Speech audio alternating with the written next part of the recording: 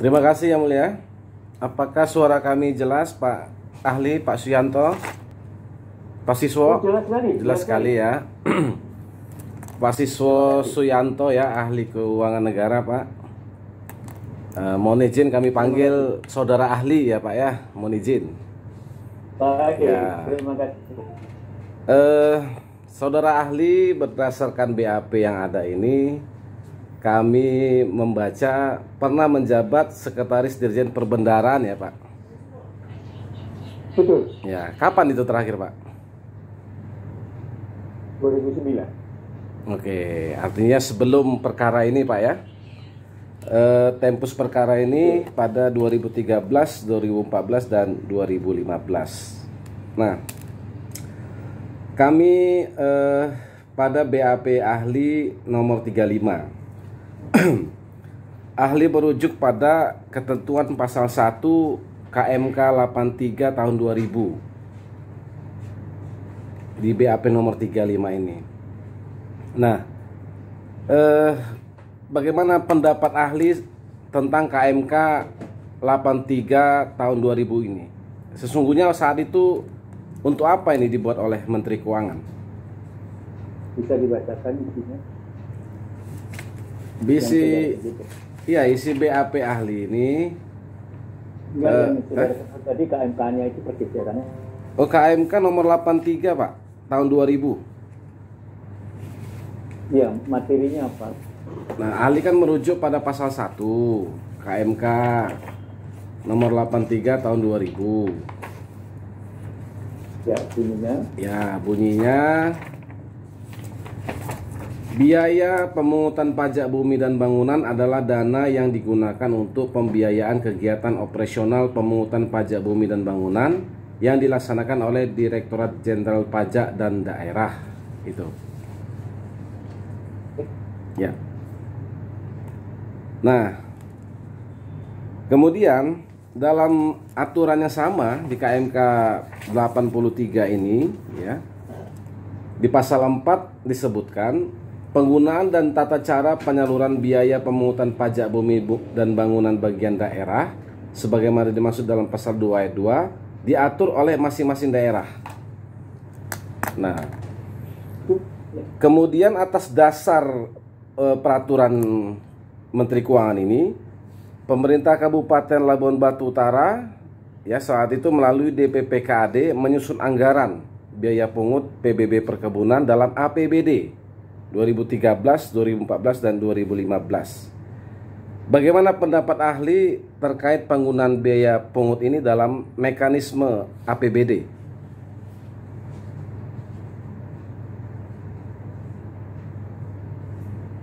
Jadi, sebagaimana tadi saya sampaikan, penggarisan yang disampaikan dalam KMK itu merupakan acuan utama.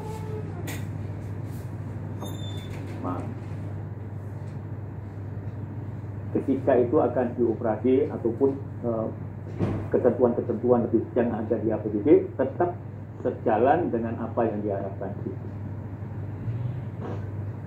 Gitu.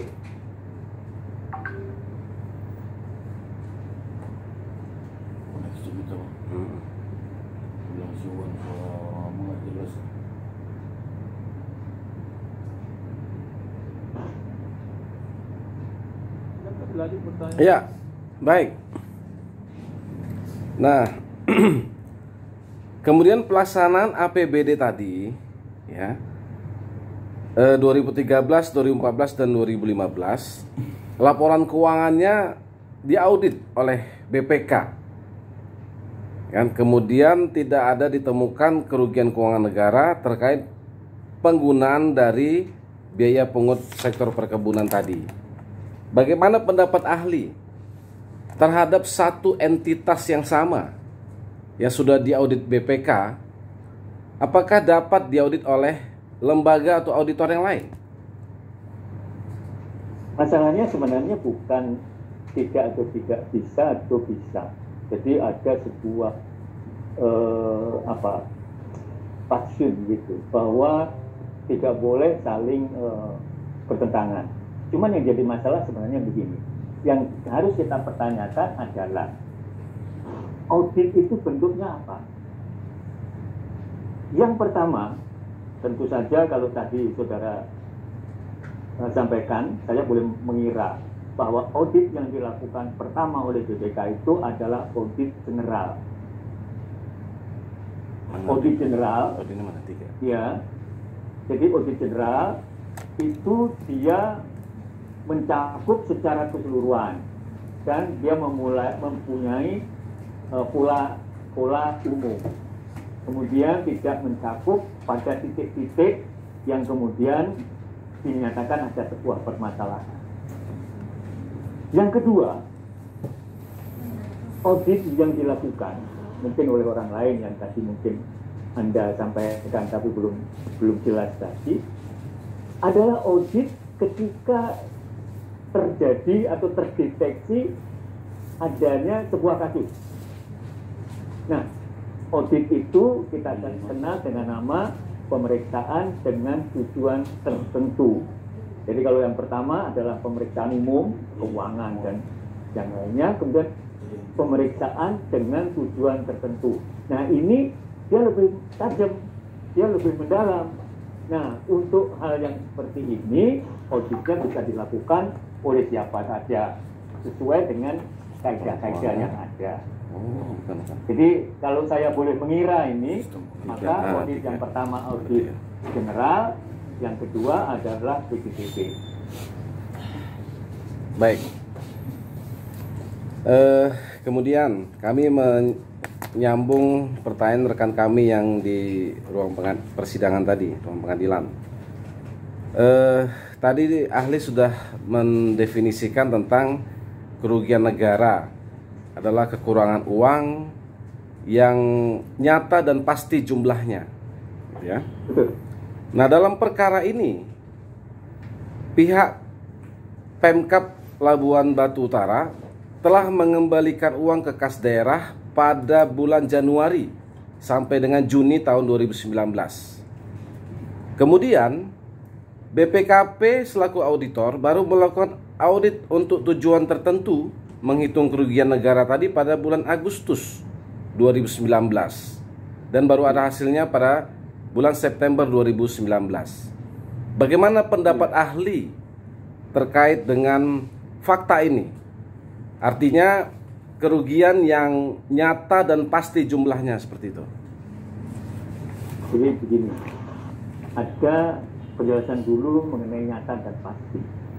Apa sih yang dimaksud dengan nyata dan pasti? Yang dimaksudkan dengan nyata itu adalah ada betul-betul uangnya. Jadi tidak boleh diasumsikan. Jadi kita dalam istilah resminya kita menggunakan real cost base. Tidak boleh menggunakan opportunity cost base. Sehingga kita tidak boleh mengandai-andai. Maka uang itu harus ada. Uang itu tertulis di dalam anggaran. Maka itulah disebut dengan nyata. Pasti itu besarannya terukur. Besarannya terukur. Sehingga itu tidak bisa diperdebatkan. Ya. Karena ada pihak-pihak tertentu yang bisa menjelaskan uang itu besarnya sekian. Saya memberikan sebuah contoh misalnya gini. Di dalam sebuah tabrakan, itu ada orang yang mengatakan bahwa ketika nabrak binatang, berapa sih harus diganti binatang itu? Ada yang mengatakan begini, binatang ini adalah unggul, kita lihat dari putingnya, maka setiap beranak 8 ekor, dari 8 ekor 6 betina dan seterusnya. Nah, ini tidak terukur. Nah, untuk terukur maka harus ada pihak ketiga yang bisa menjelaskan, mendefinisikan, menetapkan besaran tersebut. Inilah yang disebut dengan terukur. Jadi yang pihak-pihak tadi harus independen.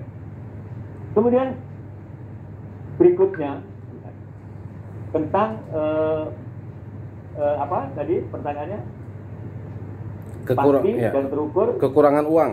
Satunya lagi, ya. Kekurangan uang. Mengenai masalah pengembalian. Ya. Ya. Jadi kalau kita perhatikan, BPKP itu melakukan pengujian atau verifikasi atau audit itu setelah kejadian, kan gitu kan? Ya. Ya, setelah kejadian. Padahal dalam masa kejadian itu sebagian uang sudah dikembalikan, gitu kan kira-kira? Ya. Ya.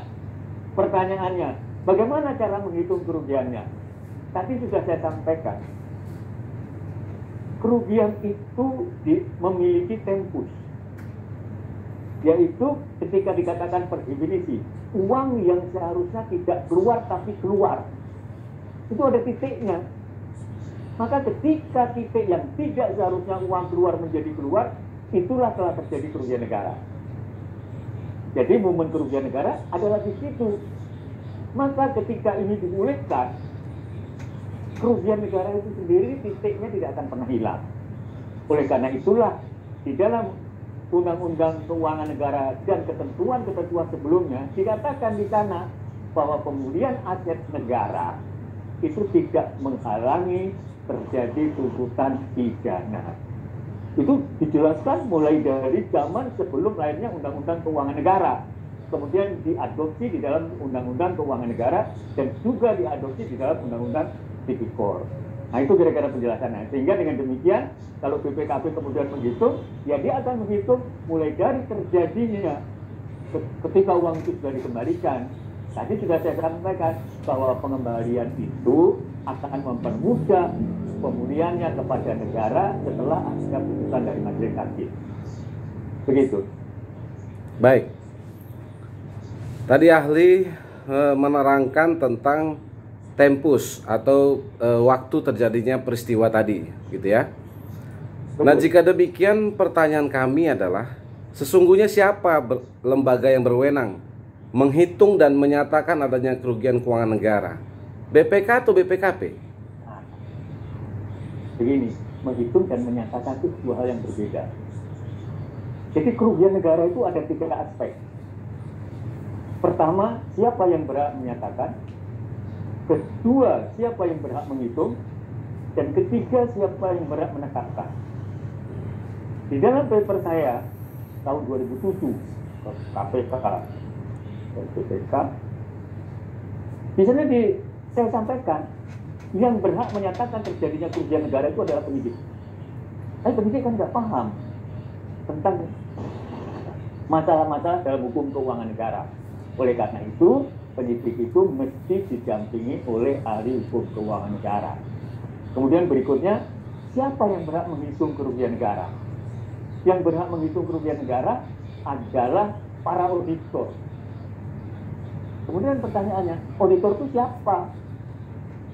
Adalah mereka-mereka yang memiliki kompetensi di bidang audit. Akan tetapi kita harus membedakan dua kelompok, yaitu mereka-mereka yang punya kemampuan di bidang keuangan privat dan mereka-mereka yang punya kemampuan di bidang keuangan negara. Maka yang boleh melakukan audit untuk kerugian negara adalah mereka-mereka yang bergerak di bidang keuangan negara. Kalau kita runut paling atas, ada BPK, ada BPKP, ada Irjen, ada Bawas, dan beberapa lembaga yang lainnya di bawah itu, tetapi dengan catatan yang penting tidak terjadi konflik of interest. Itu penjelasannya. Nah, kemudian siapa yang berhak menetapkan? Tadi saya sampaikan ada 4 wilayah, jadi 2 di administrasi, 2 di non administrasi.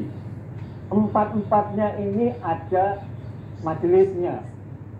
Majelis yang pertama disebut dengan majelis tuntutan ganti rugi. Itu adanya di Kementerian Lembaga. Majelis yang kedua namanya majelis tuntutan perbendaharaan, itu adanya di BPK. Kemudian yang ketiga adalah majelis di Perdata, dan keempat adalah majelis tipikor. Nah, khusus untuk BPK. Di BPK ini, karena dalam satu wadah yang besar, maka BPK itu dalam kasus-kasus yang dia tangani, yaitu tentang bendahara, dia boleh menyatakan sendiri, dia boleh menghitung sendiri, dan dia boleh menetapkan sendiri karena di sana ada majelisnya. Jadi yang menyatakan adalah para penyidik atau para pejabat di BPK, yang melakukan audit adalah mereka auditor BPK, dan yang menetapkan adalah majelis tuntutan perbenaran di BPK. Pemikiran inilah yang kurang dipahami oleh berbagai pihak, sehingga mereka mengatakan bahwa BPK adalah satu-satunya yang bisa menghitung kerugian negara. Padahal tidak. Bahkan untuk tuntutan ganti rugi yang ada di kementerian lembaga, BPK bisa tidak, tetapi bisa dilakukan oleh Irjen, bisa dilakukan oleh BPKP. Sama di Perdata juga, di TPK juga. Begitu. Ya. Baik.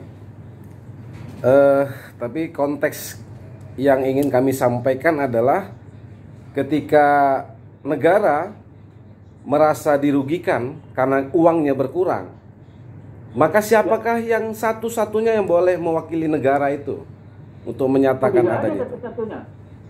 Tidak ada satu-satunya. Yang jelas bahwa negara itu harus mendapatkan uang kembali. Baik. Ya.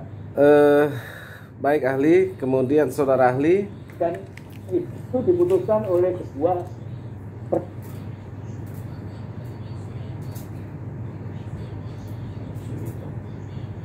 ya. Kemudian beliau yang ini ya, saudara ahli. Ya. Oke. Nah kami ini terakhir lah dari kami. Silakan. BAP nomor 45. Karena keterangan ahli dalam BAP ini kan langsung berpendapat terkait pokok perkara, juga terkait dengan SK-SK yang dikeluarkan oleh Bupati terdakwa saat ini pada tahun 2013, 2014, dan 2015. Nah saya bacakan ini BAP ahli di paragraf terakhirnya. Mengacu pada hal-hal yang telah disampaikan tersebut, maksud surat keputusan Bupati sebagaimana disampaikan di atas ditinjau dari sudut hukum keuangan negara tidak sesuai dengan kaidah-kaidah yang seharusnya diikuti dalam pengelolaan keuangan negara atau keuangan daerah. SK Bupati dikeluarkan untuk melaksanakan Perda APBD tahun anggaran 2013, 2014, dan 2015. Bagaimana pendapat ahli soal kaidah-kaidah yang tidak seharusnya ini? Mohon keterangan penjelasan ahli. Baik. Di sana ada ketentuan-ketentuan yang mengatur bagaimana seharusnya penerimaan dan pengeluaran negara itu dilaksanakan. Jadi yang disebut dengan Perda APBD atau SK Bupati dalam rangka pelaksanaan APBD itu tidak terlepas dari APBD itu sendiri. Jadi ketika tadi dikatakan pengaturan atau pembagian atau penggunaan dana-dana yang berasal dari pemerintah pusat ditujukan untuk ABCD, kalau itu tidak digunakan untuk tujuan ABCD, maka di sana terjadi pelanggaran-pelanggaran.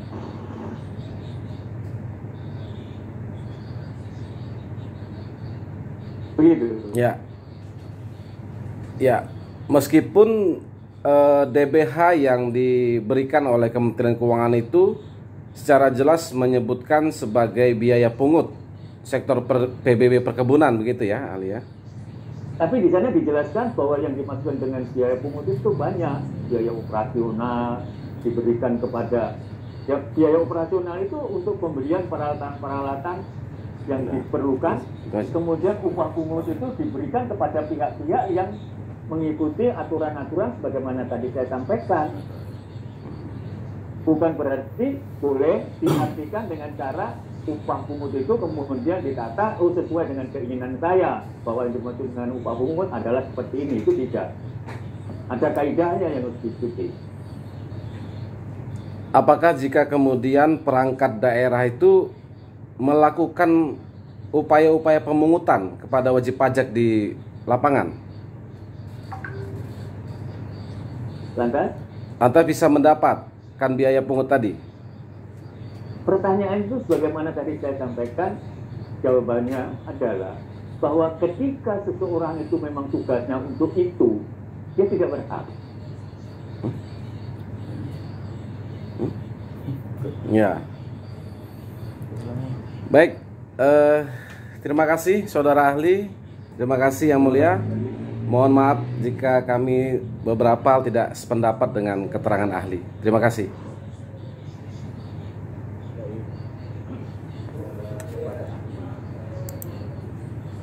Oh, ngaco.